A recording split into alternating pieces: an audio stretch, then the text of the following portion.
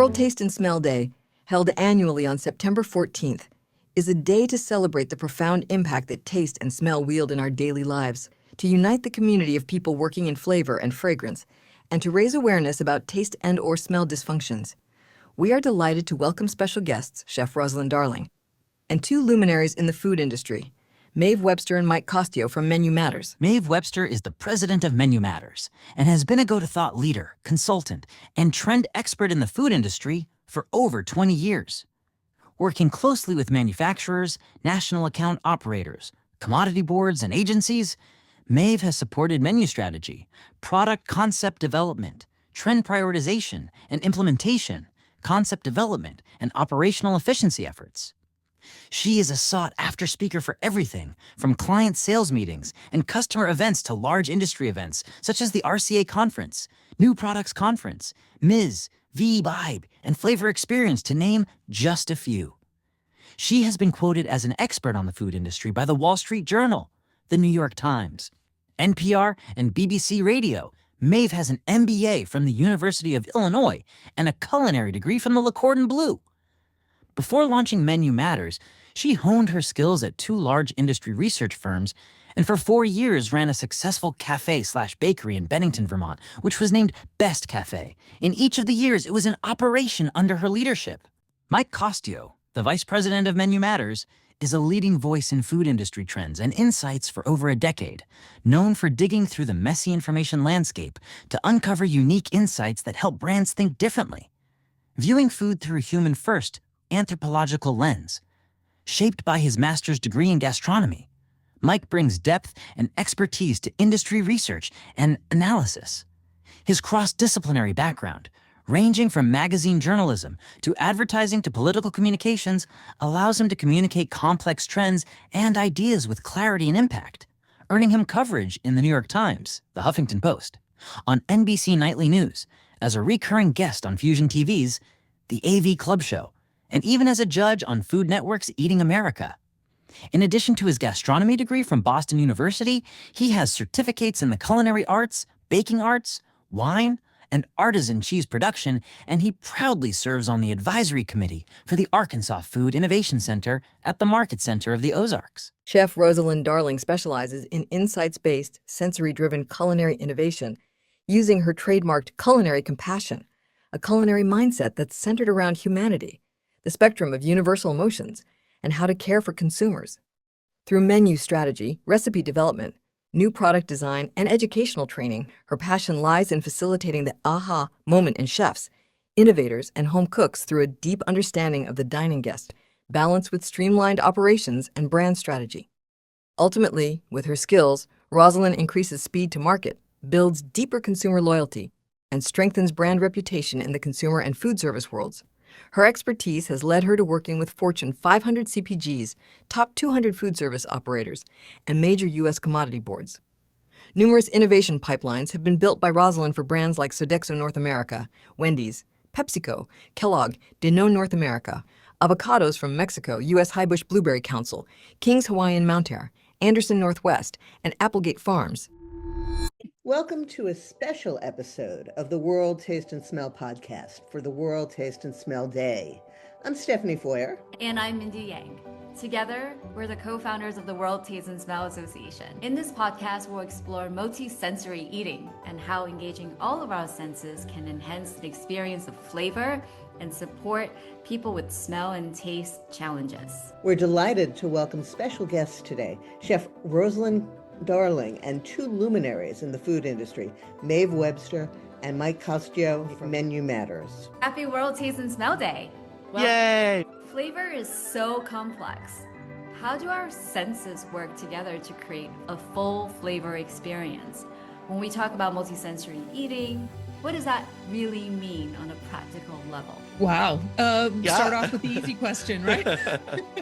I mean, I think from if you think about it from a eating out experience, you expect it to be multisensory, right? Because you're outside of your regular habitat. You are not multitasking, presumably.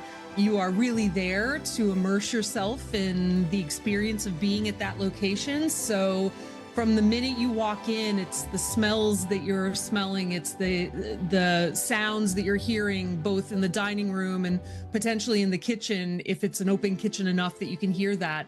It is when you sit down, what does the table look like? And then what does the service feel like and sound like and look like when they come to the table? And then, of course, the minute the food is dropped down, it's the sound, if it's sizzling on the plate, it's the aroma, it's the vision of the smoke, and then obviously the minute you bite into it, all of that has fed your expectation of what that first taste is going to seem like. At least that's the way I look at it. Yeah. I mean, I would agree. And I would say, too, that a lot of it is understanding that it goes beyond taste, that, you know, when we're developing a new restaurant concept or a new product or a new menu item, that the things we're thinking about are the aroma of it and how, you know, it actually has more of an impact on the taste and flavor that we experience. And I think a lot of times the general consumer might think when we are creating a new menu item, all we're thinking about is taste and what it's going to taste like. And instead, it is talking about the fact that we do have 5 senses and they all play into the experience that we have when we're in a restaurant or when we're eating something. So understanding that every time we eat, it is multisensory, and that plays into the experience overall is an important part of talking about what multisensory means when it comes to food products and the food industry.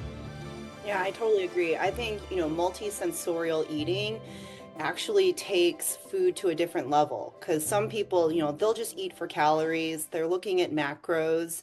They're not really thinking about how food not only nourishes their body from a caloric and macro level, but, how can food nourish the body and enrich the experience through the senses? How can it, feed your emotions? How can it, kind of feed your soul? So when I think about multisensorial eating, it's an intentional way of eating. It's an intentional way of thinking, not just what's going in your mouth, but the anticipation of smells and sounds, the ambience that Maeve is talking about, the way that products are designed, just like Mike mentioned. It's an elevated way, almost to get really nerdy, but Maslow's hierarchy of needs is your foundation is food, right? Because that's for survival. But multisensorial eating actually elevates food to a higher level in that pyramid of gaining experiences and maybe even getting to self-actualization. So yeah, it is absolutely holistic and neuro. Going back to the ambience, for me at least, if you are feeling down, you're probably not going to want to enter a dreadful restaurant that is dark and gloomy or really loud. There's got to be some kind of vibrational match, right? And if a restaurant or a space smells bad upon entry, it's unlikely that the person would stay. And then before they even get to deciding on what to order, which from the beverage to the actual dish you're ordering for your meal, I think safety needs to be met, right? And then there's got to be some kind of intuitive match where you move up the hierarchy to pleasure and hopefully nourishment inside and out, which gives you that satisfactory experience. And it's interesting you say that, Mindy, because we actually asked consumers a question: what is an immediate turnoff when you enter a restaurant? And I forget if it was the top choice or one of the top choices, but it was if the restaurant smells off. It is an immediate turnoff of the entire experience. And so it shades, before you even sit down at the table, it shades how you think about that entire meal you're about to have. And I remember sticky floors was another one, sticky floors in the restaurant, sticky floors in the bathroom was the big one. And so these types of sensory experiences that actually are not even on the plate are impacting what consumers think about that experience in the restaurant as a whole. So it does impact it, absolutely. Yeah, Well, Mike, you and I had that exact same experience when we were in St. Petersburg, and we were looking for a place for lunch. We walked into a restaurant and it smelled funky. Like it smelled really funky. And there were a number of people waiting to get seated, and we stood there for a few minutes and decided to leave because it smelled oddly enough that we were concerned about what that was going to be like. Although, I wanted to kind of circle back. Rosalyn, what you said about convenience, right? You're absolutely right. There are definitely times when people are simply looking to fuel up and they don't think about what the overall experience is. But have we done even that occasion a disservice with a lot of the products that have been designed specifically for convenience, even if it's all about refueling and quickly and on the go? Why can't it be more multi-sensorial? Why is it always a mashed up bar with one texture and no other kind of experience? Why doesn't it smell delicious? Why can't we, even in those refueling convenience, I'm really just eating because I have to and then I need to move on, why can't we make it more multi-sensorial? Why can't that experience be more immersive and more engaging and fulfilling, even in that quick moment?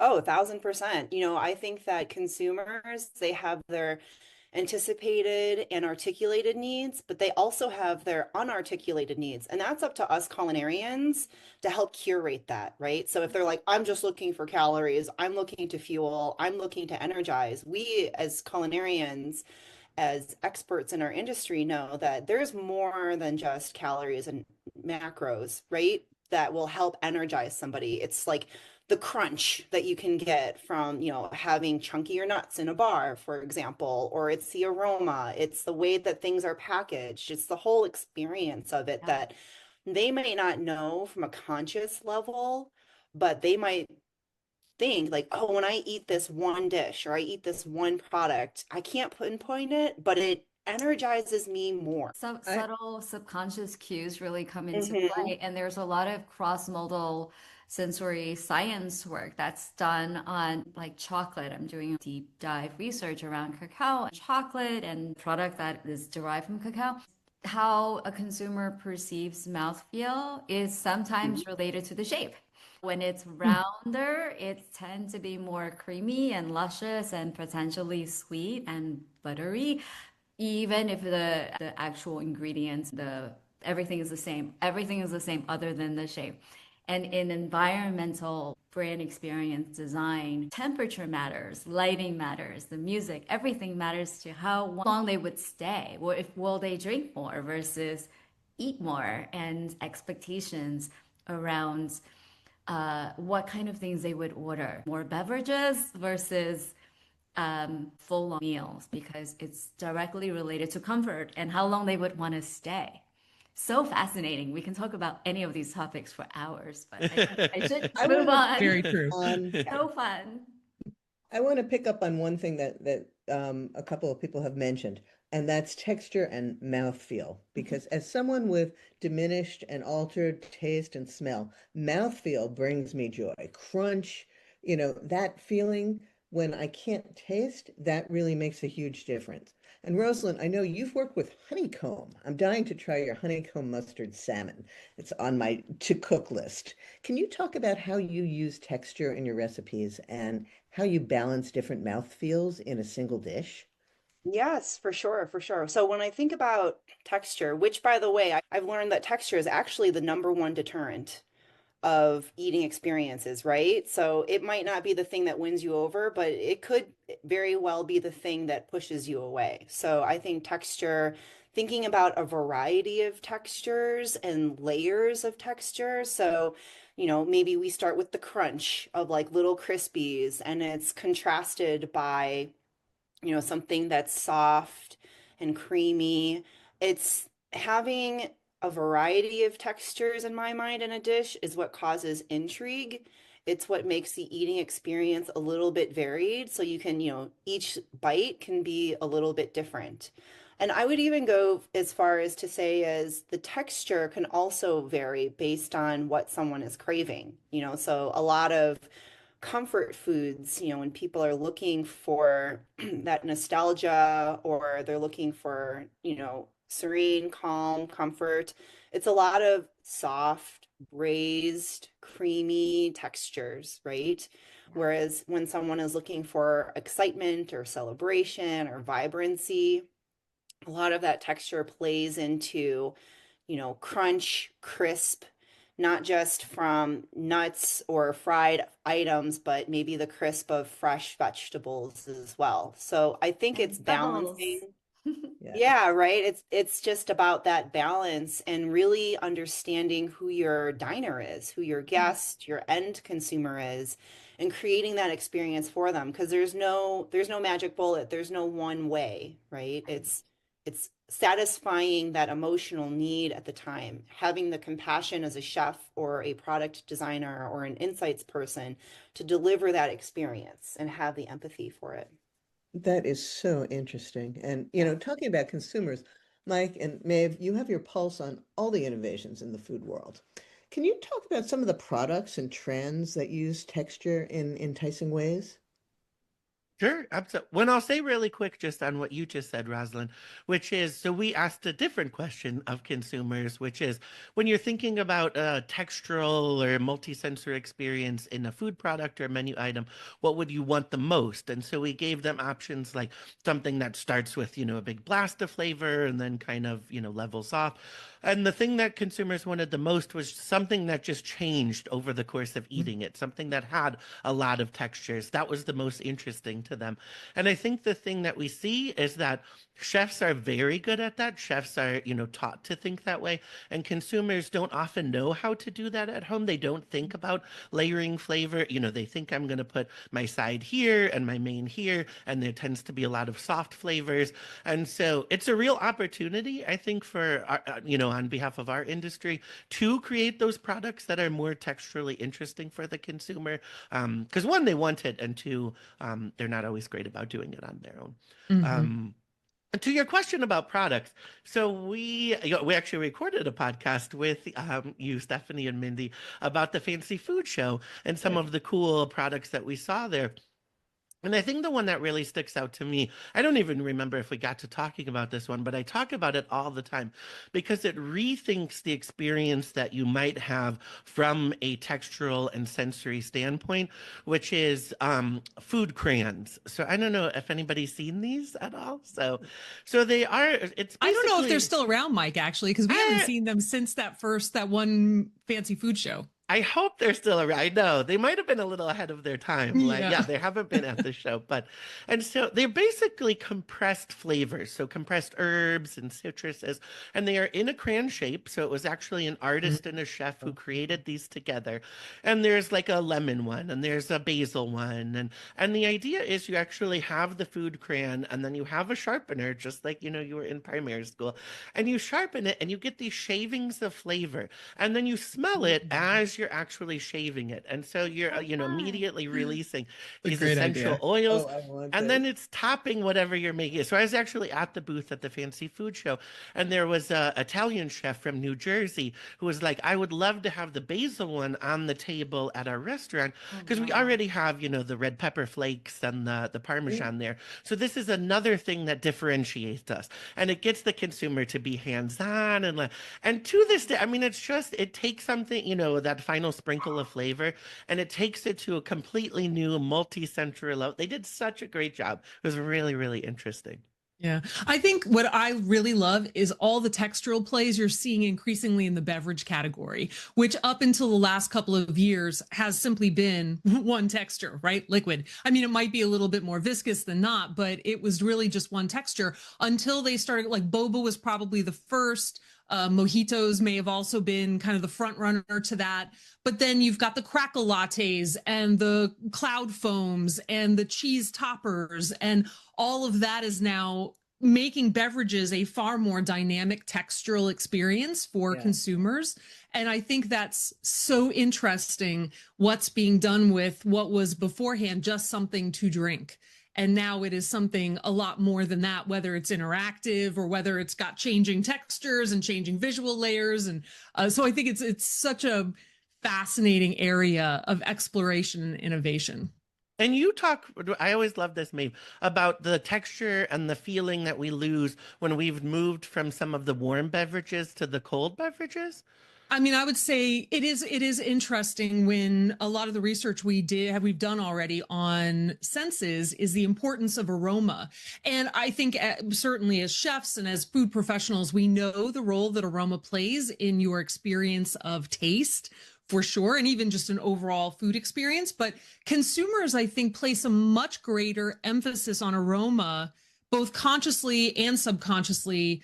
And it was surprising to see how many of them really appreciated it and valued that. So then as we see cold beverages becoming the beverage type for Gen Z and, young millennials, they lose so much when it comes to aroma because cold beverages just simply by nature of what they are typically don't have the same aroma that you get from a hot cup of coffee or something along those lines. And how can we do a better job of innovating against aromatics that still are impactful in a cold format so that younger consumers, if they are going to continue to embrace cold beverages as their beverage of choice, how do we then enhance the aroma experience that they have from that kind of a beverage?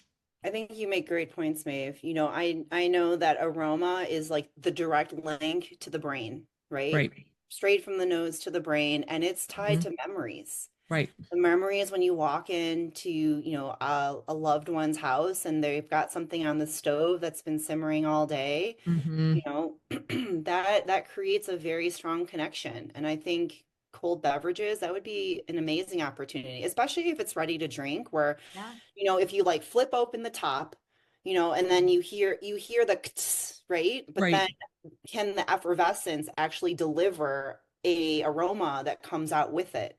Is that a Exactly. packaging play, that creates that anticipation, the excitement, the nuance? A way to do it. I mean, Yeah. there has got to be a way to create, and I think that's a great example because you get that auditory impact right when you open that can, but then don't have anything between that moment and the moment you put it up to your mouth and actually drink it. And Yeah. how much different would that experience be if along with the cracking or the opening of that bottle or can or whatever it is, you had that aroma that is the experience all the way through to the point you put it in your mouth. And I would go even to add, thinking about what sounds, not just from the beverage itself, but from music. Is there a playlist that a brand can say, when you drink this, listen to this music? Or if they know, what their target consumers listen to, like if they're in the gym working out, they can design a beverage that would actually enhance their workout experience. Because we know that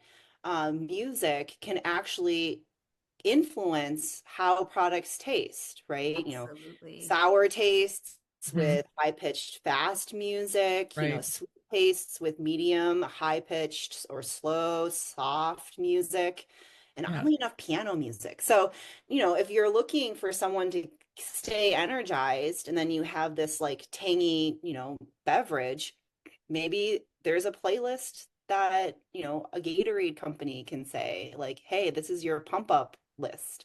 I love Well, that so you- it's interesting you bring up the music. Yeah. That whole issue is we asked an open-ended question. If you were to, your favorite meal or your favorite meal experience, what instrument would that be? What instrument would you equate that to, or what kind of music? And with younger consumers, you sort of assume, obviously wrongly, that they will pick something like rock and roll or R&B or hip hop or like whatever, something that they're typically listening to on a regular basis and are skewing toward. But Mike, if correct me if I'm wrong, the number one, even with younger consumers, was piano or jazz or softer music. And even the venues that they would want to experience food in were quiet venues, quiet cafes, out in nature. It wasn't like loud clubs or bars with loud music where they're spending a lot of time. But when it comes to actually experiencing food, that's typically not the kind of venue that they are at least saying that they would like to be in to really experience the food itself. I think That's that's brilliant. And it's also a direct reflection of how everybody's feeling so overwhelmed and anxious. We know on the consumer trend side, Whether we like it or not, we're all spending more on food, even when we're cooking at home. So when we're investing the time, energy, and the funds to go out to eat, we're looking for a fuller experience, and we want it to be pleasurable, not anxious, and not rushed. Especially if you're spending the time to have this moment and slow down. So I think that makes sense. I want to go back to the aroma component a little bit. In New York, we're a little spoiled. We get to watch all the little micro trends pop up. And in the tea arena, competition is super fierce. In beverage, we are seeing people line up for floral bubble teas versus taro and or milk teas. People are lining up because of the aromatics against osmanthus, magnolia. Things are a little bit unusual and almost perfumey. It's novel and it's drawing them in. We're seeing this in non-alcohol, zero proof, and adaptogens and spiked seltzers or non-spiked, all seltzers. Aromatics are really coming into play because it's the best way to also keep your calories low or zero, like giving you some kind of pleasure against other experiences. In because I do sensory products and experience design. In my experience, there are already companies that have invested in CPG well, extra ampules that gives you the aroma pop. As in Green Mountain Coffee, for instance, have been doing it for a really long time. When you open your coffee pouch, there's an extra burst of coffee, and it's not directly coming from the actual beans. No matter how long this bag has been sitting around opened or unopened, there's always a little bit of an added burst of fresh coffee. More companies, especially now that we are looking at super fierce competition around ready to drink beverages, should think about that next level of engineering all around, because the younger generation is demanding of it. They discover these little lovers and they want more. I think it's fun. No, That's say that, when you maybe this is the New Yorker way of stopping to smell the flowers, but they're stopping to smell the floral coffee. the floral Yes. coffee. I do think that aroma, though, it gives you a chance to pause. Your life can pause, when you do stop, you smell the flowers, you smell that, that latte that you just received.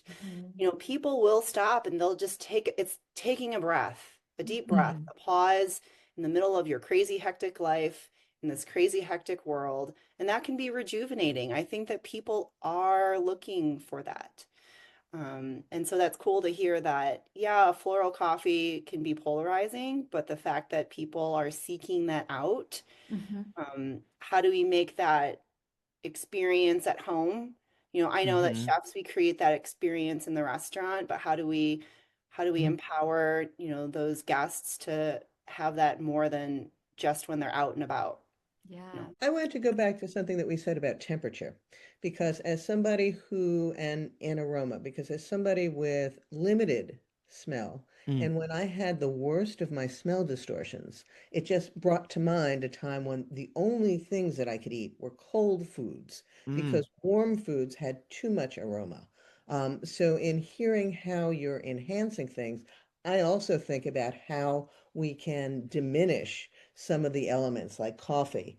Adding an ampule of a different fragrance would probably make coffee a little bit less distorting for people with certain types of parosmia. So it's interesting to just have that other perspective About from, the innovation. my distortion area. I just wanted to throw that in. Temperature doesn't necessarily amplify all aroma. Aromatics are volatile molecules, compounds.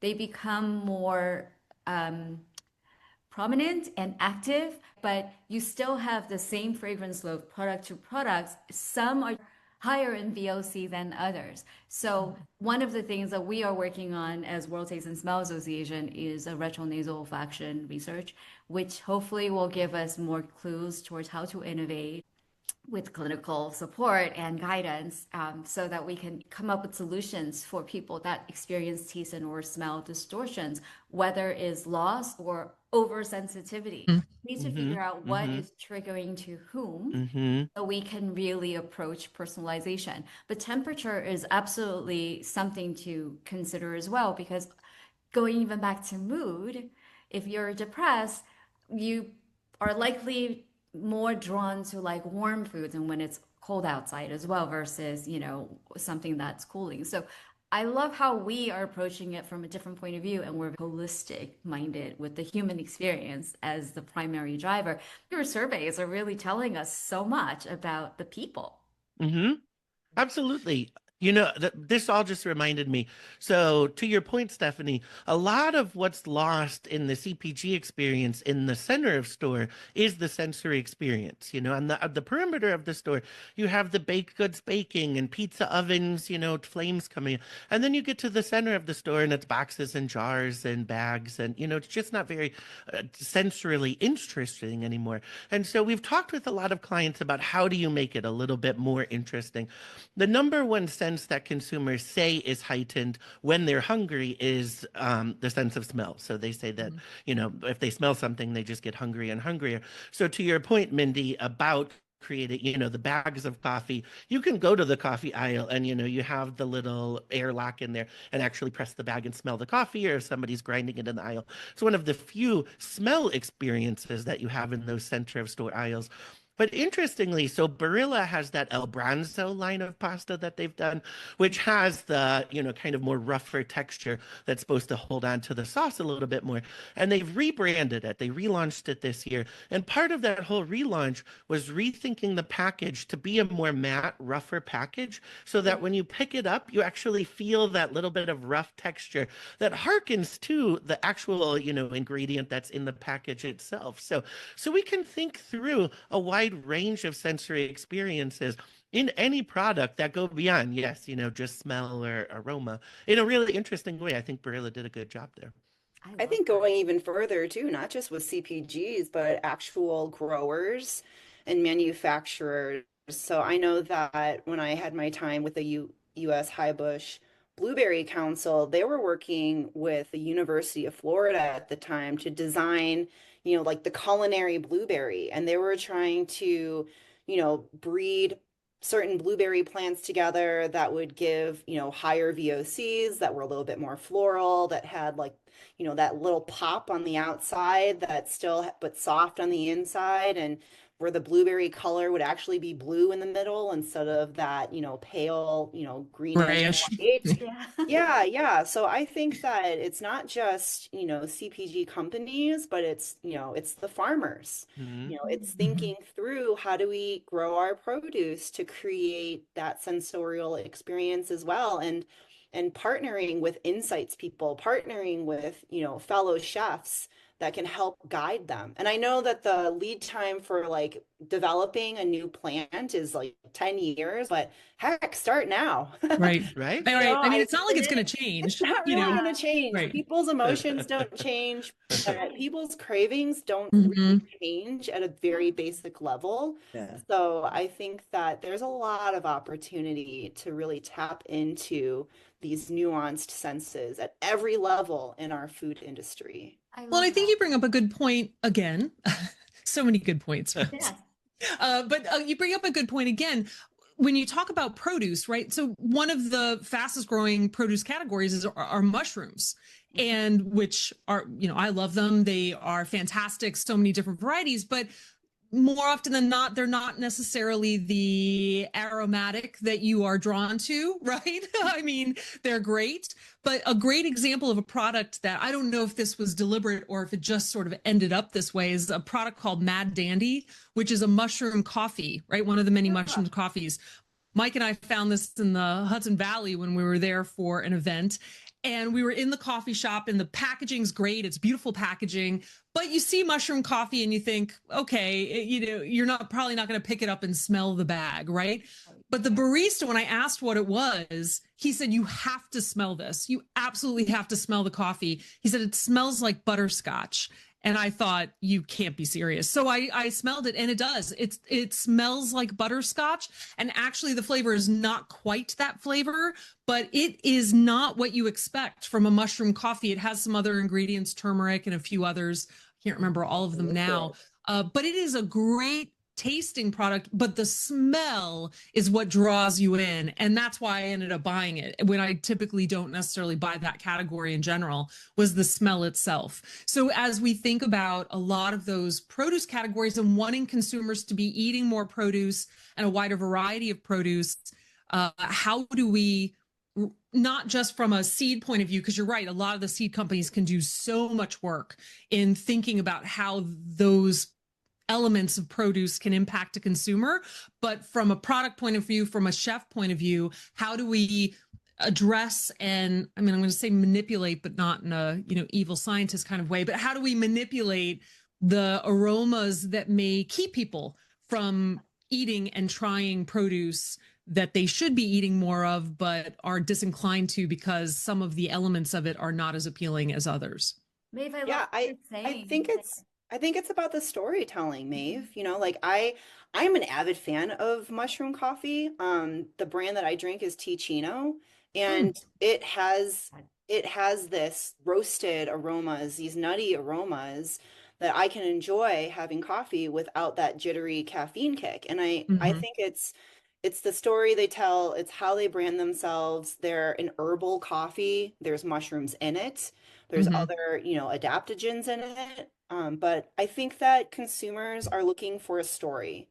They're looking for something to connect to on a deep personal level, on an emotional level, on a values level. And brands can, through the stories they tell and through the education that they give of these products, can create that connection, right? Mhm. Instead of just, it's a mushroom coffee. It's like saying like, no, we're using these mushrooms. It improves cognitive performance.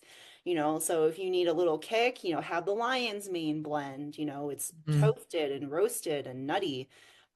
It's creating the allure. You can actually Mhm. like, I think that when you tell the right story, people can imagine and live the senses Sure. in their Hmm. head Yep. without actually smelling it. If you guys think about a story that's very dear and dear to your heart, that's a food story, your favorite restaurant, and you're telling that story, I swear you can have other people like imagine the Mhm. aroma, imagine the lighting with you as you're telling it. And So that's the the power most of powerful storytelling. marketing vehicle, right? Yeah, yeah. Because I have a regenerative farm and I've been researching mushrooms too. Um, the unfortunate thing is somehow they have engineered the aroma out of most apples that you see in markets, right? They're beautiful produce, but they don't necessarily smell so much like apples anymore. They're designed for scale.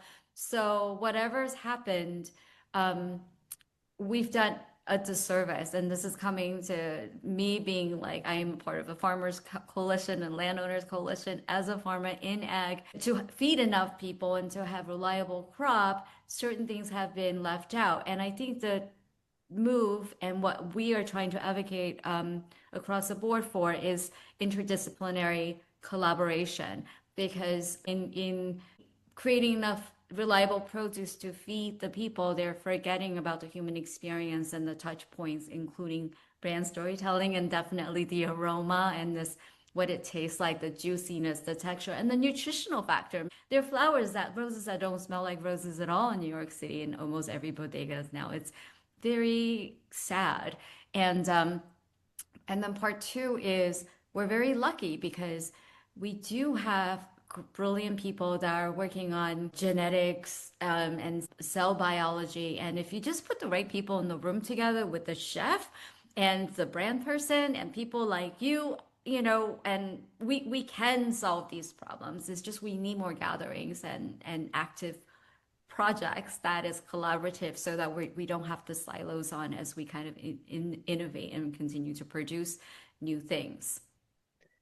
Getting back to a little bit of the multisensory and storytelling, um, in smell training, which is what so many people use when they have smell loss and recovery, that storytelling, that ability to imagine what a smell was like to them when they could perceive it and places that they could perceive it is really crucial to recovery and for it being effective. So that was such a good point about storytelling impacting your overall experience.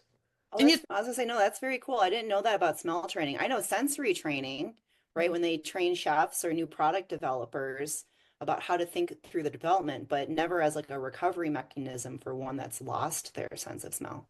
Sorry. And how often do we actually describe smells on restaurant menus, on product packaging? It's not language that we typically use in any of our menu descriptions, in the product descriptions, in Rose, to your point, the storytelling of the product. We really don't talk about the smell of it, which is unfortunate in particular, Mike, like you were saying, in the center of the grocery store where you need it more than anywhere else, right? Because you're not experiencing the smell of it, particularly with a product like pasta, where even if you were to smell the raw product, that's not what you're eating anyway. So you really need to be describing what that's going to be like in a prepared product, because that's when you're really going to be experiencing it. So I think it's language we need to become more familiar with, more comfortable using more frequently, using more artistically and impactfully, in order to get consumers, whether they're at food service or retail, more engaged with what they're eating and what they're buying. Yeah, is there a way to create like ASMR through stories where you don't even have to show the video, you just kind of walk them through? Like, I don't know, when you said pasta, there's a distinct smell when pasta is boiling in water. Yeah. When you walk into a room, you know someone's making pasta. We're about to have some warm, comforting tastiness, right? So yeah, that's really interesting of how When it's interesting that you say ASMR too, because so much of what consumers consume about food these days is through a screen. It's through TikTok and Instagram. And so we've actually seen some consumers getting better about describing food and getting comfortable with the idea that the descriptions of food are going to be talking about aroma. I mean, you talk all the time, Maeve. How many times do you see that person in the video who's, I wish you were in my kitchen and you can smell this? And so I think we actually have a generation that's getting used to some of this sensory speak and talking through the experiences that you'll have and imagining that. And so I think that's a lesson for us to learn from, that we can do more of that on our side as an industry. I'll say really too, Stephanie, you were talking initially about, temperature. And one of the interesting things that came out of this sensory survey was how often temperature came up in the things that consumers were talking about. And yet I think it's an area that we don't talk about as much, or, when we talk about innovation, we asked kind of a range of questions around unusual food experiences that you might have. So do you eat whole sticks of butter? And there were some consumers who eat entire sticks of butter. Yeah. But the top two things, and it was like 25 different options we gave them, the top two things that were the most popular were cold pizza and frozen candy bars. So the two things that really resonated the most were both temperature focused. And so I think there's a real opportunity to think through, temperature and how that impacts the sensory experience more as an industry. And how temperature can be used to create unexpected experiences, right? Like cold pizza isn't necessarily unexpected. You're deliberately eating cold pizza either because you're too lazy to heat it, or that's what you actually want to eat, right? But how can temperatures make you like reset what you expect from a product, rethink what that product can be? Surprise and delight when you expect it to be one thing, but it's not, but in a pleasurable, fun kind of way. So I think that being able to leverage temperature and how that's not only going to impact how you experience that through your other senses, but simply what your expectations are for that product, and then how you can create that uniqueness and unexpectedness. I also actually think that temperature can be tied to sound, right? It's like the sizzle, creating the anticipation before someone even took a first bite. There's even studies that show that the human ear can determine whether or not a beverage that's being poured is hot or cold simply by the sound it makes when it gets poured into the glass. So I think that our senses are so inextricably tied. The sound, the temperature, the aroma, it's all one beautiful symphony that creates this eating experience. So I love the idea of using sound and aromatic cues, or really the language of words, even visually, because these can be engineered into almost like assistant modules for people with taste and or smell distortions, because you in the design of a space, whether it's retail or a restaurant we can offer these cues to help people that cannot smell, like people with anosmia or parosmia, navigate and select what to buy or what to eat or where to go or what to stay away from.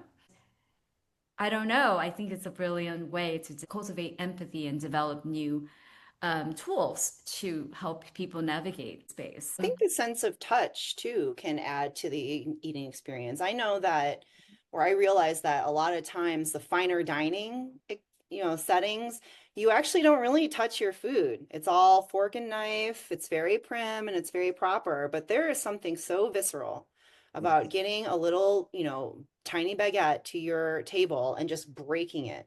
It's the sound, it's the crunchiness under your fingers.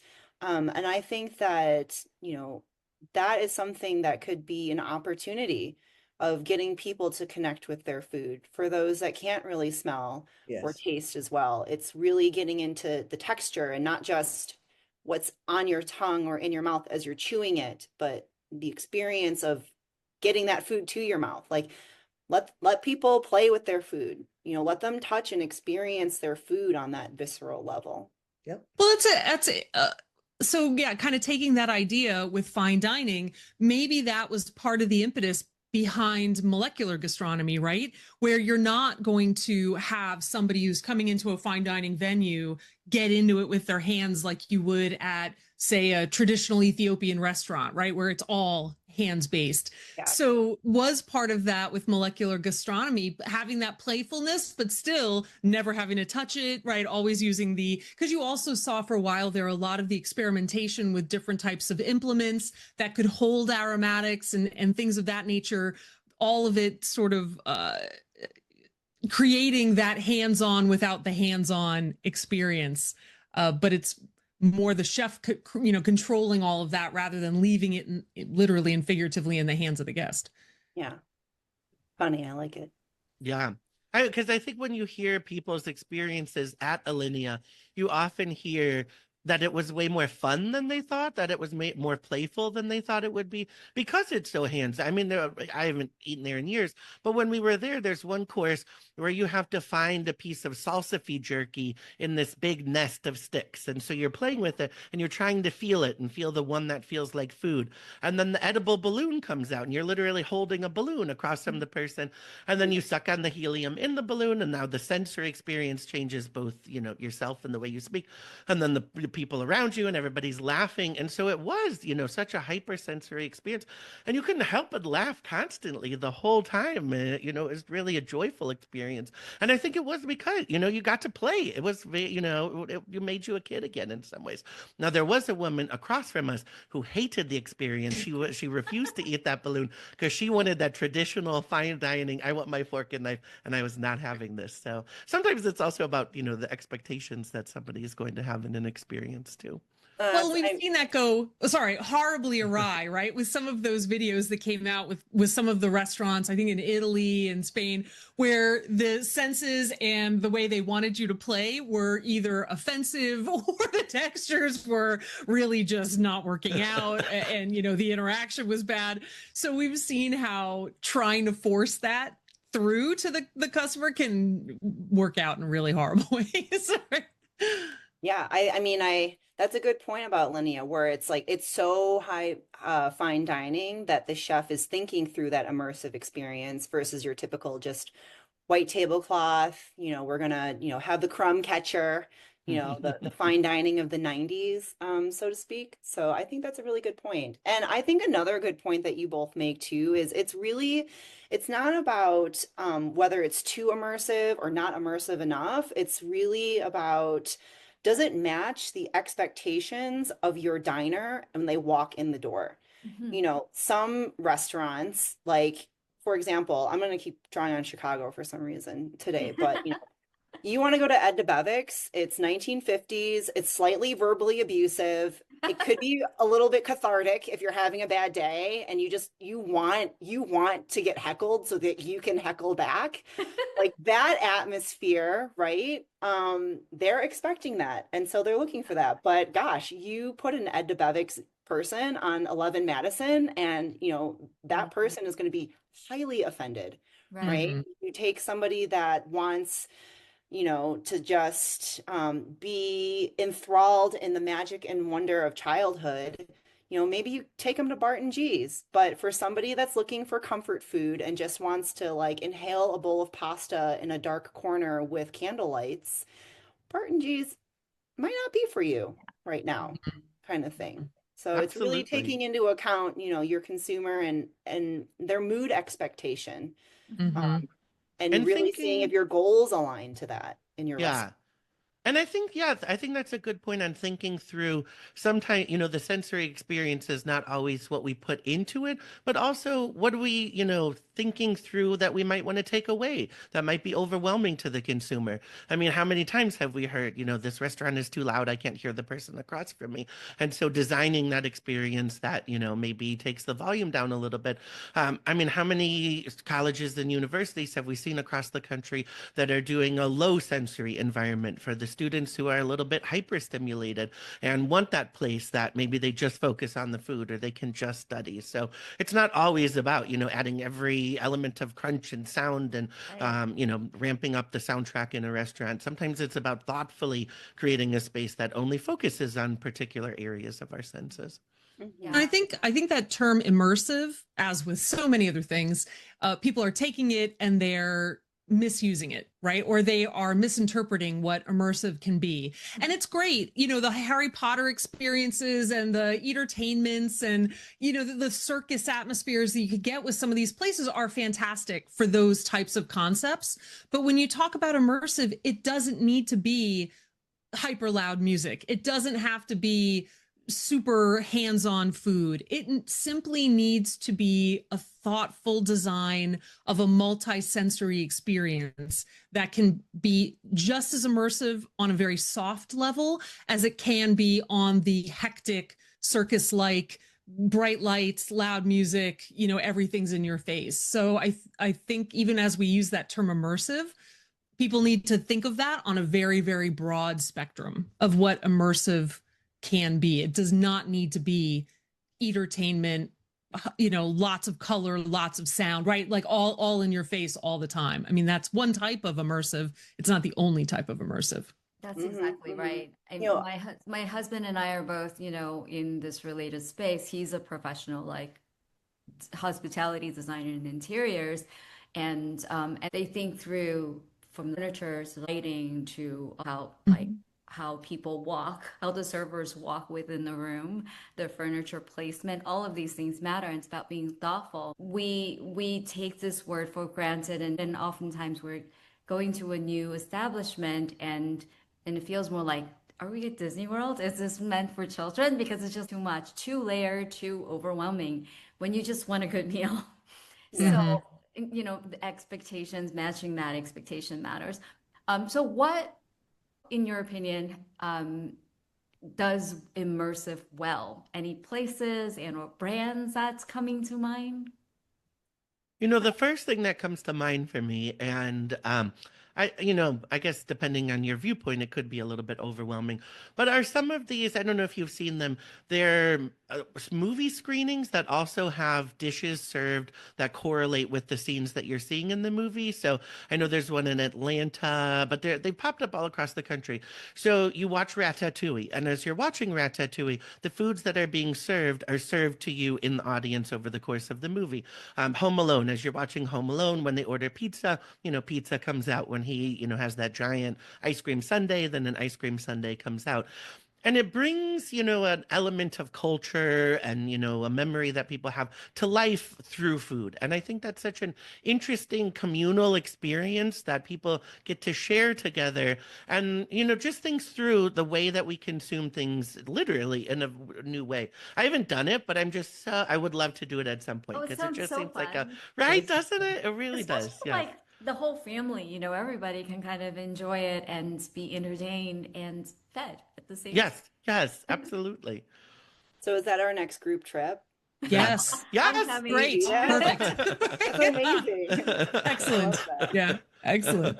I think a lot of the new hotel properties that are opening are rethinking what it is to be immersed in the property itself, right? I mean, hotels can and very often are just functional, and you are just there to sleep and to kind of get through the visit. But a lot of the newer properties, I think, are doing a great job of having every moment you're on property immersive. The hallways are immersive. Obviously, the rooms are immersive. All of the elements in the room are immersive. The common areas are immersive. A great example of that is graduate hotels. Mike and I were just at a graduate hotel for a client event, and I was really blown away by how thoughtful they were about every single element throughout the entire property. Whether you were in the room, in the hallways, in the common areas, in the restaurant, it really was just very consistent. There are so many examples of different properties now that are opening up nationwide that are doing such a great job of the minute you're on that property, you are sort of removed from what real life is and what everything is like outside of that property in the best possible way. Yeah, it's also a sense of place. It makes it Mhm. memorable. Very and much so. It makes you want to go back, right? It's a wonderful way Exactly. to build brand equity. Correct.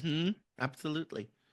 That's so cool. Okay, so we're planning our trip basically. We're gonna stay at this I love it. hotel, and then we're gonna Yes. have this movie dinner. It's gonna be- I think that the example that comes to me is actually a little bit in contrast to what Mike and Maeve have said, is the immersive experience is really focused on the diners that go there.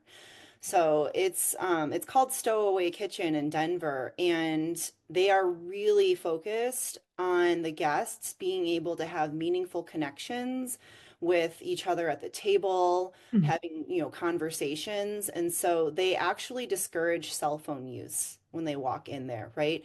They don't have a Wi-Fi code that you can, sign up while you're having your cup of coffee. Like they don't encourage laptop use. And when you walk in, the color scheme is very muted because it's the diners, it's the people that bring the color into their location. The way that they walk, all of the people that work there, they're almost like, it's like the most casual Sunday stroll. So nobody feels rushed. Like, hey, if you want to stay and connect with your friend and catch up who you haven't seen in, a year, please do. Like, no rush to get in or out, but stay connected to each other, not to your phones, not to your electronics kind of That's thing. so So lovely. I think that's immersive, but almost in like a minimalist, human-centric way. Beautiful. So now I'm Absolutely. curious to hear your thoughts on Alchemist. Like, what do you think of concepts like The Alchemist? Alchemist, is such a great example of using the sensory experience for provocation. And I mean, part of it is you are going there because that's what is about to happen. I don't think anybody goes there not knowing, you've been waiting for months to get those reservations. You're paying crazy amounts of money that you're not going to, be absolutely immersed in a pretty crazy sensory experience. On the other hand, that's been some of the controversy around it. There's the one course where you're seeing images over, the ceiling above you of, chickens being slaughtered as you're eating chickens. And that, that's the idea behind that course. And, the chef is trying to, provoke you. And, his whole idea is that why can't food be art in the way that art can provoke you? Why am I not allowed to do that in food? I can't say, and I'm not sure I'm necessarily interested in going unless somebody wants to pick up the bill for it. But I think it's a really good example of, maybe a multi-sensory experience for a lot of people that goes too far. I think that multi-sensory experience too is not really through the eyes of the diner, but through the eyes of the chef. That chef is trying to make a statement about what they stand for and what they mean. And so, I'm kind of in the same boat with Mike. Like, I would be willing to try it as like a thought experience. But it's not really something sought after. I mean, you're looking for controversy. Your immersive experience is controversy.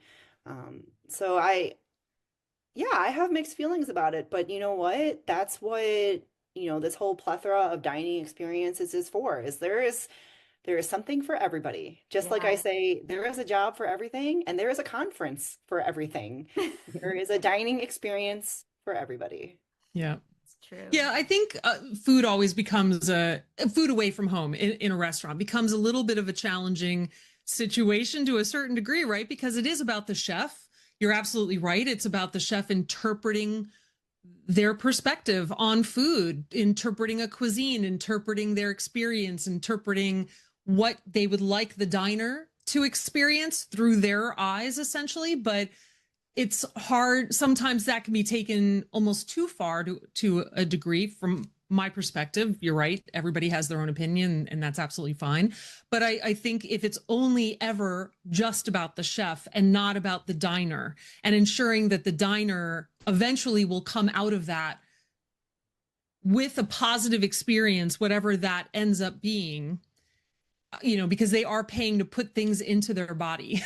And it can't just be about provocation, because it is a very personal experience for somebody to put something into their body. It's one thing to go to a museum and being confronted with something visually that you can walk away from, but this is something you are actually consuming.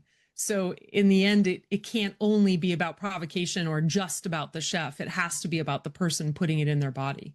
Yeah. That's a good question. That's a good example. I actually think I would need to chew on that a little bit longer. I don't have like a straight, off the cuff answer. I would need to digest that one. Yeah. Yeah. It's Literally and so figuratively. multifaceted. Yeah. Yeah.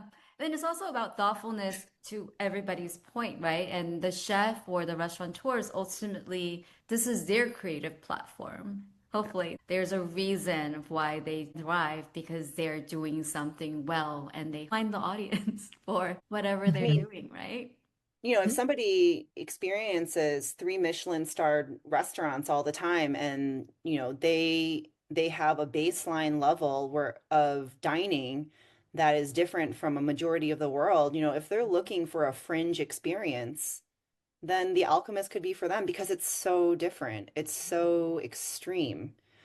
But Yeah. then is it more about, to your point, the experience and being extreme, and less about the food itself? Like, does the food then, in those situations, whether it's an afterthought, not to say that the food's not good, right? And I'm sure in many or most cases the food is great, but it's more about that person wanting to be able to say they had that experience, to check that box off, to add it to their trophy wall that they went there. And whether they like the food is irrelevant to them, potentially. Right. It's a different play in emotions, it's not really one of compassion. It could be one of, like you said, provocation. If I'm having the most amazing chicken dish that I'm eating, and then at the same time I'm being surrounded by footage of chickens being slaughtered, I mean, the cognitive dissonance of that might be thought-provoking, or might be traumatic, Right.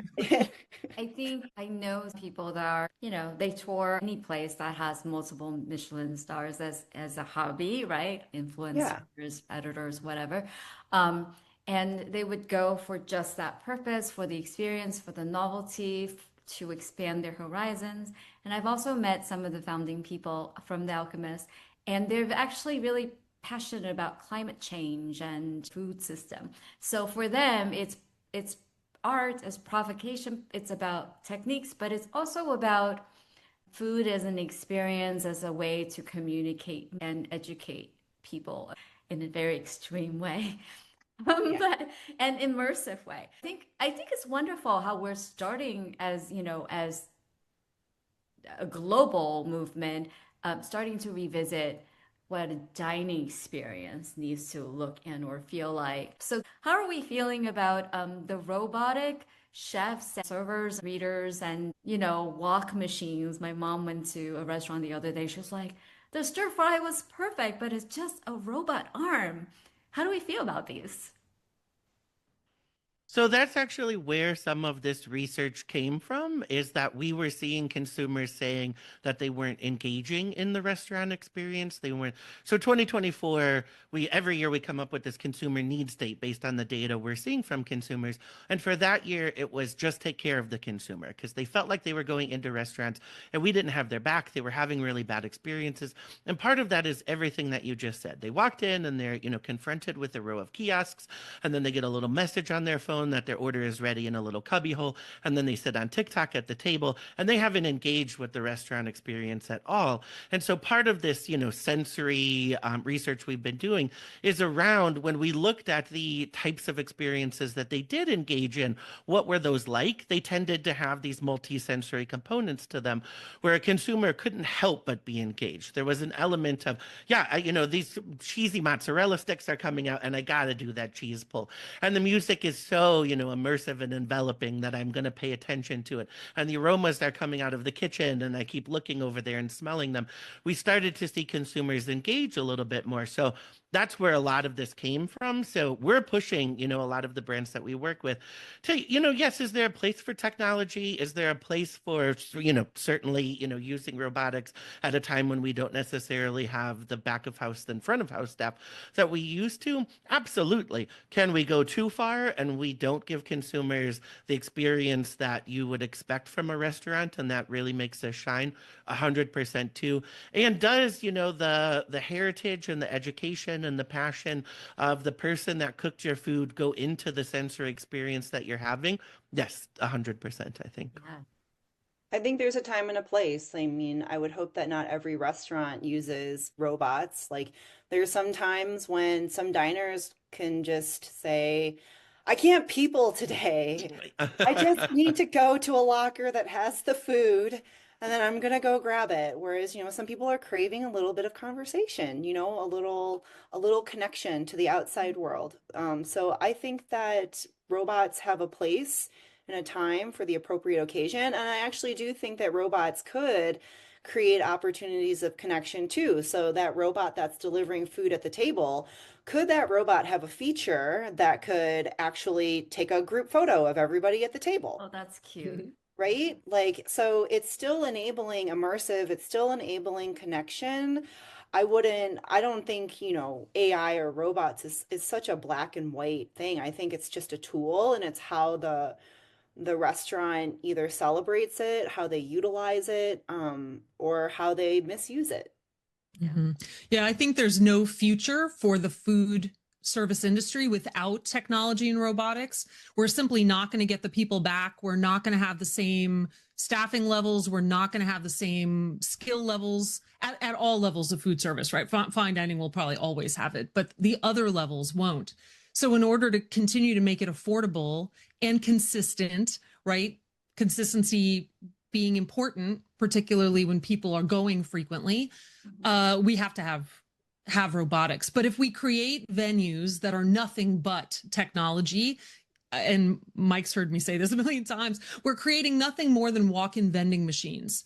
And if that's all food service is outside of fine dining, then it is going to be a lot of sameness. And it's also going to be very easy for consumers to walk away from it because there's nothing emotionally tying them to that food at all. We talk about the storytelling and everything. Mike mentioned this, that there's no storytelling behind a robot making food. There's no history. There's no experience that's going into that food. There's no blood, sweat, and tears. Hopefully not literally, but figuratively going into that food, right? I mean, maybe I think at The Alchemist.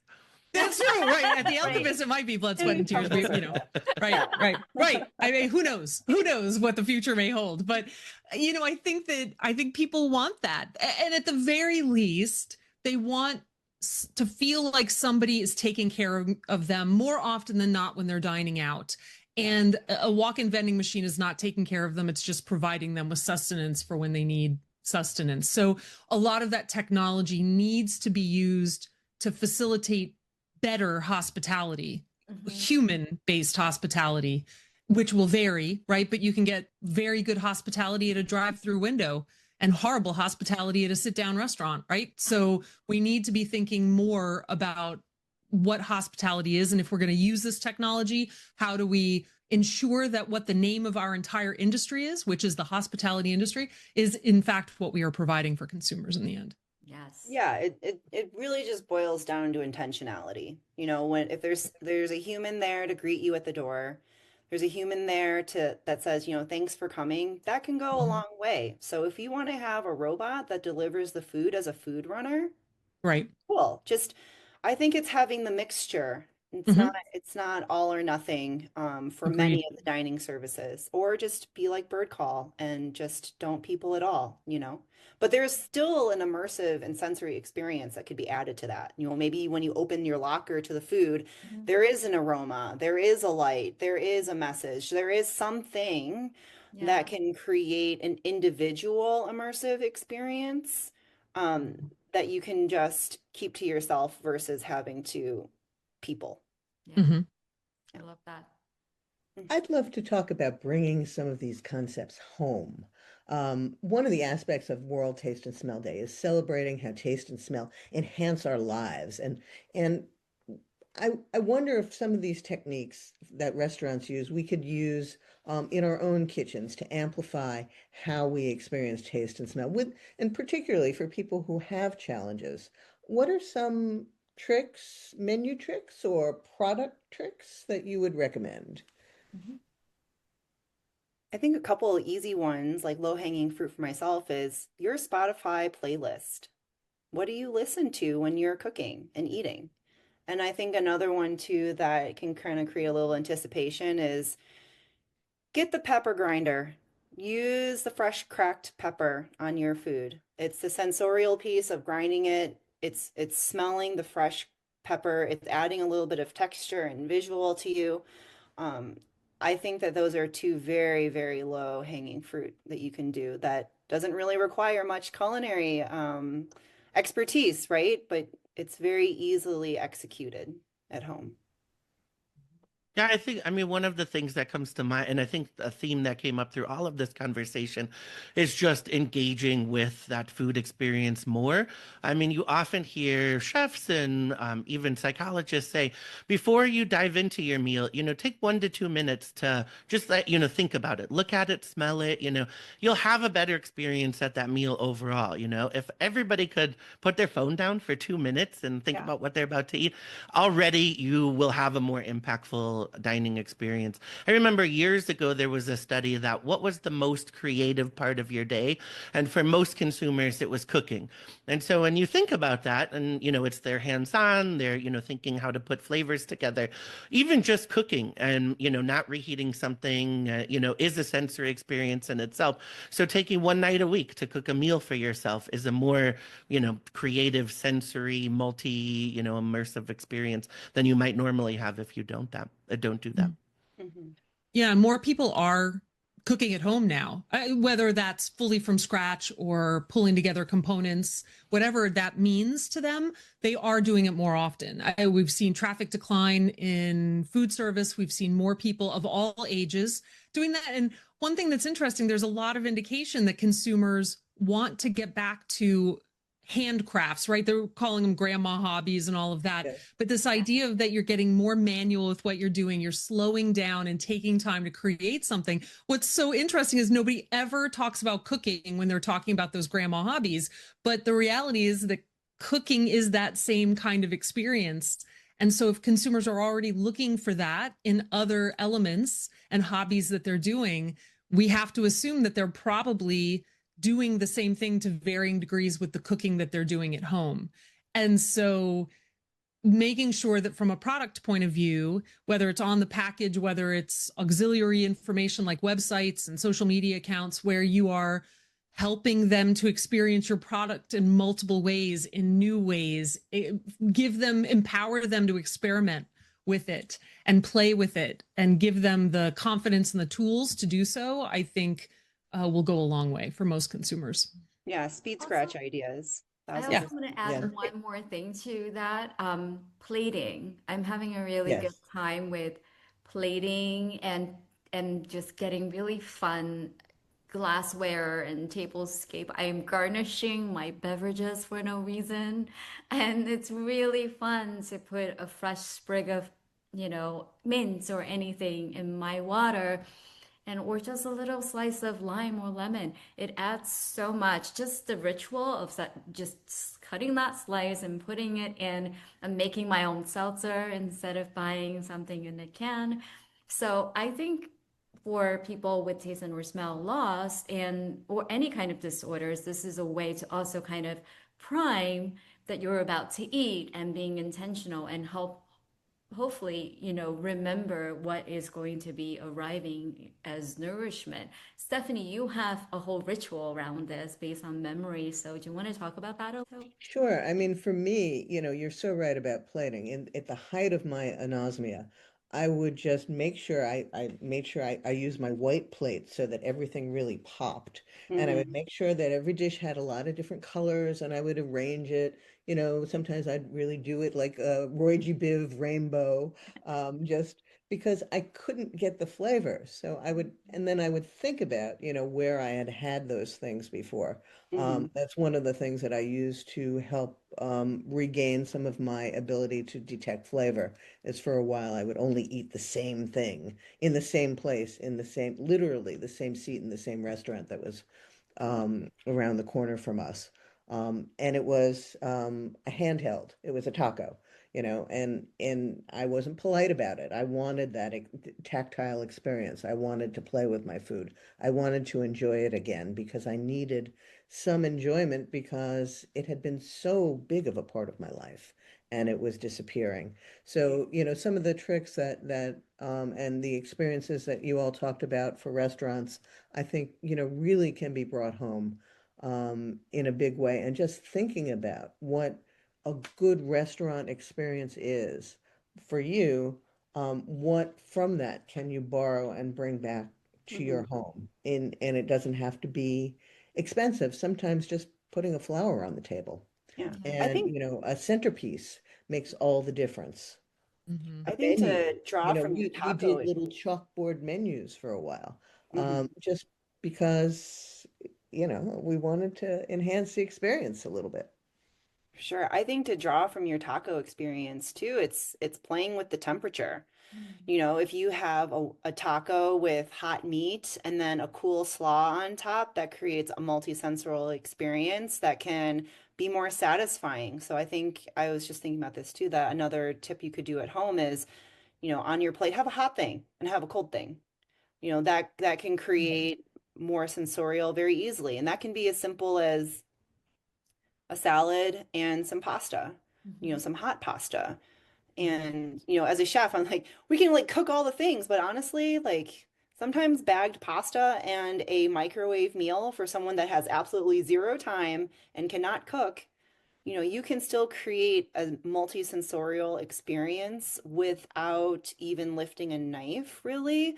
That just creates more opportunity for the brand or the CPG to make that experience accessible for those that don't know how to cook. Are there any spices or sauces or things that you would have in your pantry as a chef that you would strongly recommend for every home cook to have at home? Ooh, well, you're talking to a Thai person. So I love spicy. I think that's another sensorial aspect that's kind of overlooked sometimes is the The tingling trigeminal, yeah. sensation from that capsaicin. Hmm. My family's like, that reminds you that you're alive. Yeah, Yeah, that little tingliness. And that could be come from Szechuan too, or those like I little love Szechuan Szechuan. buttons. There's so many different ways to create a spicy effect Mhm. that I think that that's something that could be an additive on top of your additional, fresh herbs and spices and cinnamon and, all that stuff. Very That's For cool. actually, me, oh, go ahead, Mike. oh no. Well, I was just gonna say for me, I think nuts and seeds are such like an easy go-to crunch Yeah. factor. Yeah, I think that's partly why we saw everything bagel seasoning and furikake and some of those Oh, yeah. seasonings really resonate with consumers because they had that crunch factor.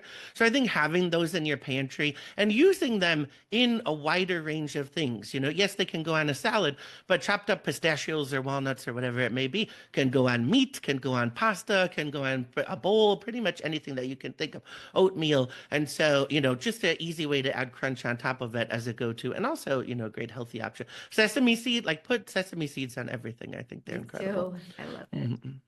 Yeah, one thing we really didn't talk about is not so much a texture, but the experience, like the senses. For example, the capsaicin, that tingly feeling. I mean, I know that that's been a real area of innovation in non-alcoholic spirit brands. How do you create that alcohol burn that a lot of people really enjoy as part of the alcohol experience, but you lost that with a lot of the non-alcoholic spirits that were coming out, like the bourbons and things of that nature, or the bourbonish spirits that were coming out. And so they've really been looking for ways to bring the burn back without the alcohol. So that's not really something we've talked about, but it's certainly part of the experience, right? Yeah, and I That's think such a it's good going to point come too, into because sometimes when you lose your ability to smell and detect flavor, you still have the ability to detect trigeminal Mm-hmm. stimulation. So chili crisp, ginger, jalapeno, all of those things really at bubbles, will excite the trigeminal nerve, and that Mm-hmm. is a good replacement as well. Yeah. Have you guys ever seen this movie called Perfect Sense? It's an older movie. It's like not the best movie. I don't think it's gonna get any Oscars, but it is a really cool thought experiment.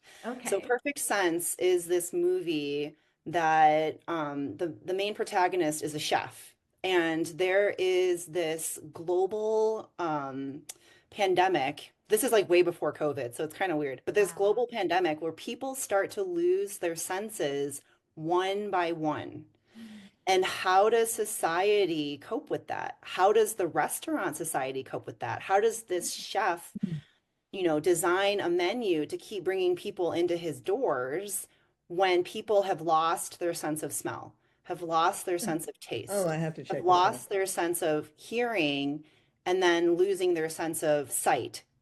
It's a Wow. really interesting thought experiment. The plot line is like not the strongest, I'm just gonna say, but when I did watch it, I was like, oh, this is like kind of a cool, different culinary movie. And it has Aaron McGregor, so he's the chef. Yeah, Very cool. yeah, Gonna check that out this weekend. yeah, Perfect Sense. Sounds awesome. What's a food or meal that associates you with home? I'm gonna start with Mike.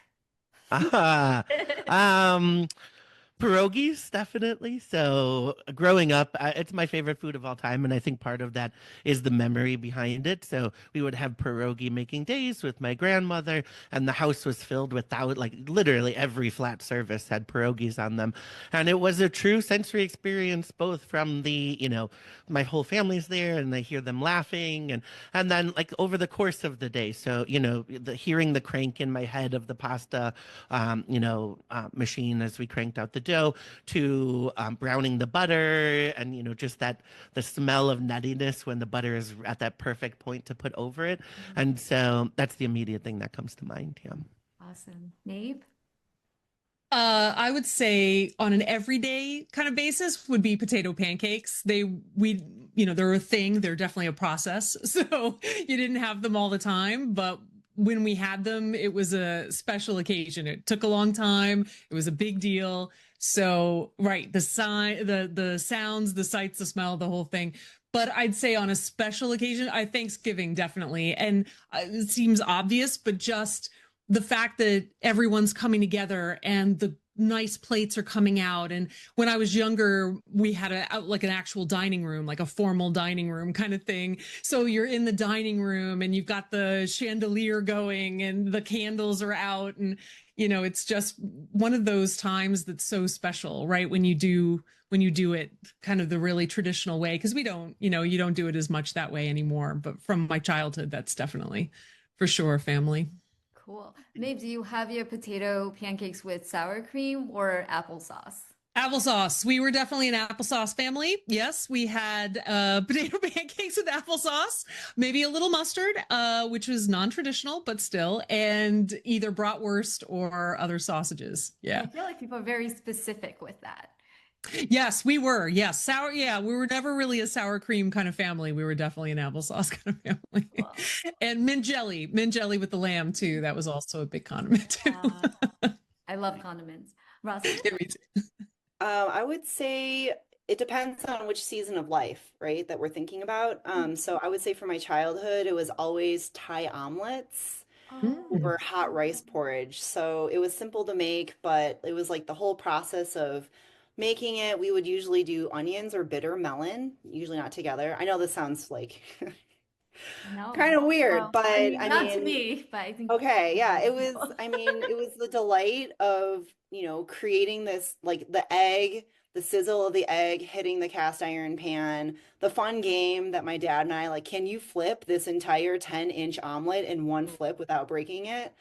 And the whole experience and anticipation of making it to eating it. And on top of that, I can't find that in any Thai restaurant. I know. So this is considered a comfort food that I still make pretty often to this day. That's So, great. it's Yeah. interesting that all of our home foods are simple. Mhm. Like we're not craving like an edible balloon, but it is And still fun to have that immersive experience once in a while. But it is keeping that in mind as a chef or a product developer of, do yeah. you want to cater to the 10% of the eating occasions, or do you want to cater to the 90%? They're all soulful and related to, we say home, but family, almost Mhm. childhood memories too, right? Mhm. Stephanie, what about you? Well, my mother was not much of a cook, so for me, it's really a good cup of coffee because she was a big coffee drinker, started me drinking coffee early. And it was interesting because coffee is one of the things that triggers parosmia, and I never had that aversion.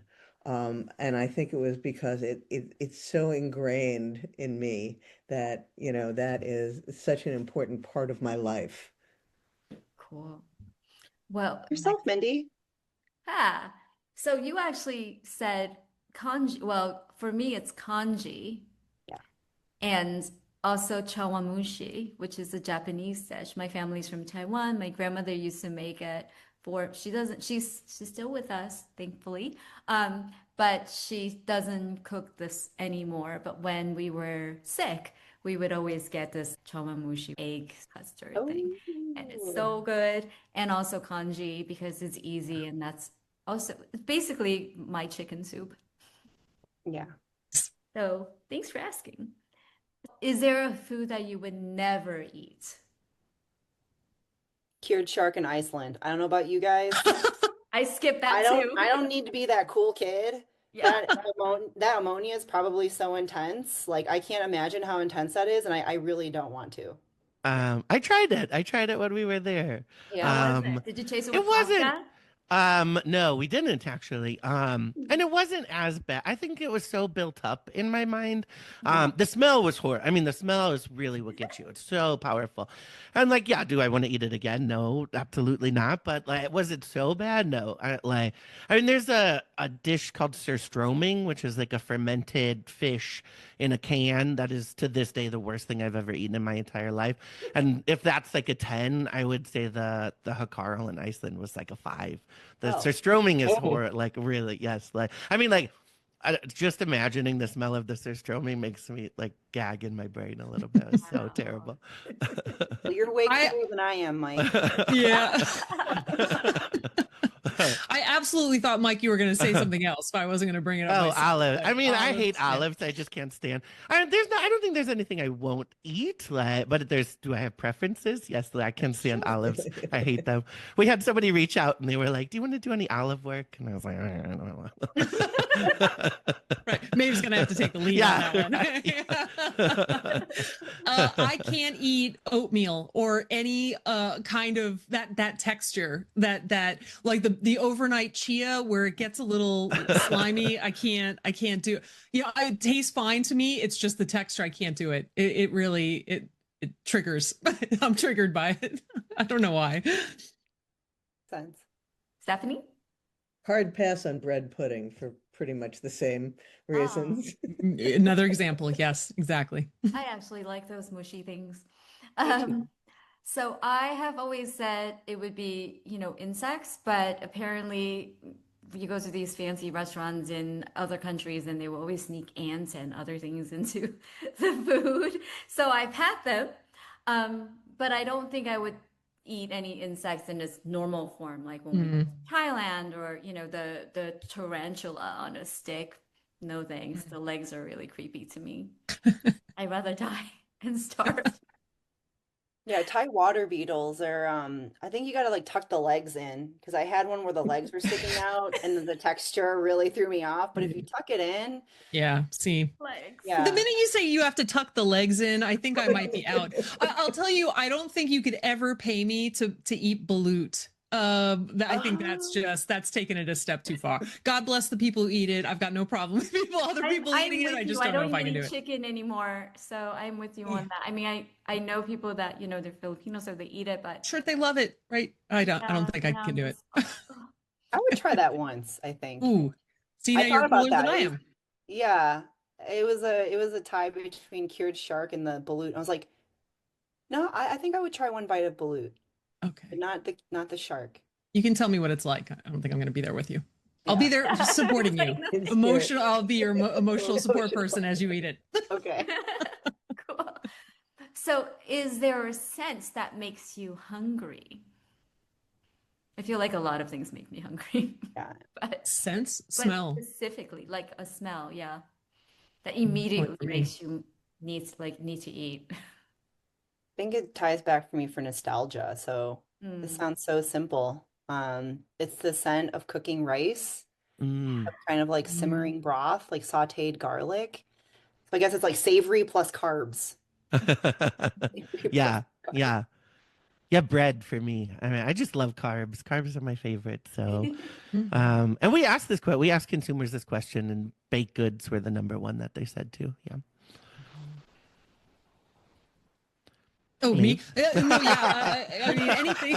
Sorry. No, I mean, anything that Thinking about smells baked goods. great, right? I mean, just if you smell it and it just smells so fantastic, whether it's carbs or to your point, garlic or, even roasting meats or barbecue or something like that, you're just like, there's going to be a good meal afoot. So, yeah. Stephanie? I'm a big fan of the smell of toast when it's toasted right. Ooh. And at least once a month, I burn my toast because I don't always get the smell. But when I can smell it, it is just, it's like, this is going to be a good day. I can smell. Nice.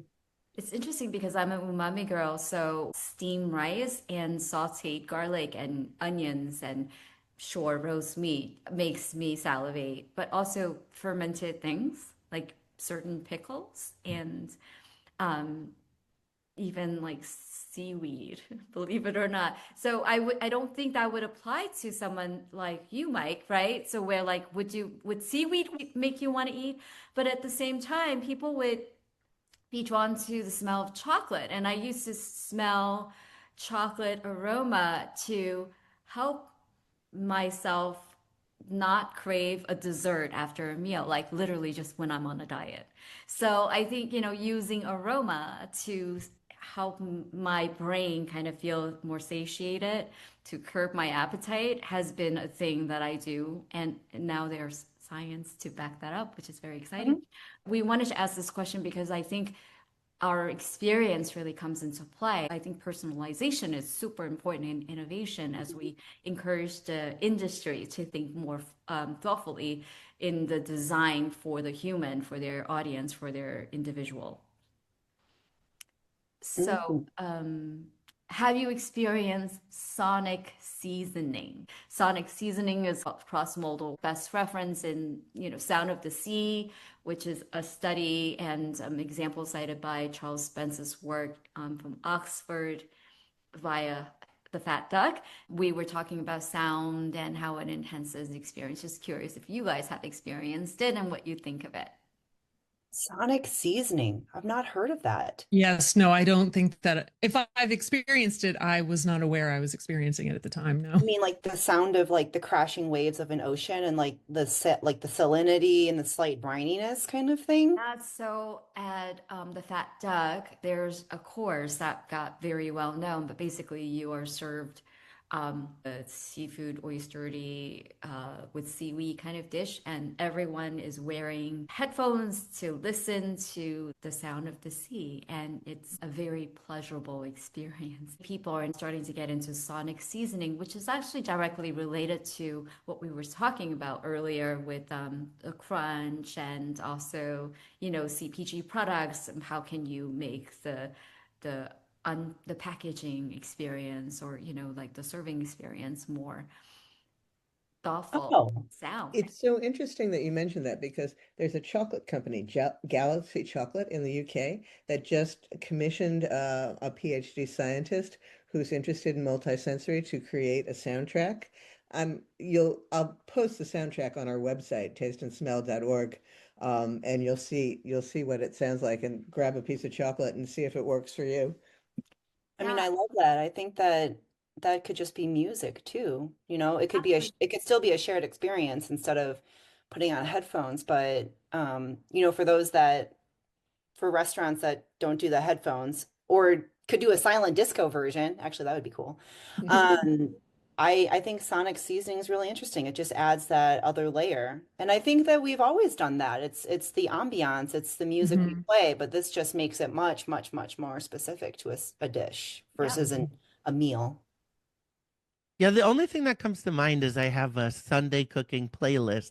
Sundays is like when I like to cook and, spend hours cooking. And there's a lot of songs from movies that I associate with food. So like the soundtrack to Chocolat, a lot of those songs are in there. So like when this one track comes up, I always think about the one scene in the movie when she's like stirring the chocolate together. So that's the only example that comes to mind. Yeah. Yeah. very cool. So if you were to design a perfect meal, what would it be? Talk about being thoughtful, right? And we only have one stomach. Yeah. Yeah. We can't Yeah. just like do it. Maybe it's like a last supper, last meal kind of scenario. It's funny. So I did my final dissertation for my food studies program on the last meal choices that people make, and so people asked all the time. And mine is pierogies. If I'm gonna go out and I can have a last pierogi, that's the way I would want to do it. Made, specifically by my family, if I could. But I think mine would be, because it goes back to heritage, right? Mine would just be a fusion of Thai, but also I love Texan barbecue. mm, mm. So could it be like a Thai roadside noodle soup with Texan brisket and that spicy green papaya salad, maybe some Thai iced tea, but then also if it's going to be my last meal, I want a couple pieces of salmon belly nigiri and like one slice of margarita pizza. And basically, it's more of all your favorite things, right? Yeah, just like one Everything. last tour. That's right. Conveyor belt of the food as it just comes out, right? I know, that was a hard question. Crap, we gotta pick one thing. It's No, hard. you don't have to pick one thing. I mean, the original concept was design a perfect meal, right? Yeah, yeah. It's just really Mhm. about having us reconnect with things that we love so much. And Yeah. it's soulful, really. It is. Maeve? Yeah, I think I would do, I know this is going to sound pretentious, but I'm from the Northeast, so this is not pretentious. It's the lobster kind of meal during the summer where you're out on a barbecue table and you've got the plastic tablecloth out. So it is definitely not bougie at all, and everybody's messy and you're in it and it doesn't matter, right? You're getting stains. Who cares? It's beautiful weather, you're with people you love, and it's just very low. So it's not about the lobster so much as it is just the overall, what that kind of a lobster dinner ends up being like. Yeah. That's a really fun vibe. Yeah. Stephanie? I part of it is a kind of a latke, a potato crisp, but I'm really this salmon with honeycomb and mustard. I do love salmon. I'm thinking that's on the plate, and maybe some pickled red cabbage for color. That sounds really great. The highest compliment. Thank you. You would have my dish as your last. Thank you. Wow. Yeah, I am excited to see how you like that. And Mindy? Mine's gonna be a tour of the world too. Because why not? I don't know why I'm very tied to Japanese cuisine. So for me, it's a donbori with uni, like really good Hokkaido uni and ikura. But then I want like a really good pasta, red sauce with a tiramisu. There's so many things that I love. It'll be very very difficult to just choose one, and but yeah, creating a little tour of the world would make make sense, and it would be very satisfying. 20-course meal. You didn't say how many courses that meal had to have. Oh, that's true. So you can have 20 courses, huh? I'll probably do like 7. So thank you so much for joining us on the World of Taste and Smell. You can find out more about Chef Rosalyn Darling on her website, darlingculinary.com, and follow Maeve Webster and Mike Kostyo at menumatters.com. And to our listeners, if you enjoyed this episode, please subscribe and rate and share it wherever you listen. And your support does help us bring more conversations like this to the world. This podcast is a production of the World Taste and Smell Association. We're a 501c3 organization. We're dedicated to elevating and uniting the worlds of taste and smell. Our mission is to celebrate the value of these senses to our well-being, to promote innovation, and advocate for people with taste and smell disorders. You can find more tips about making meals delicious for all and learn more about our events and activities at tasteandsmell.org.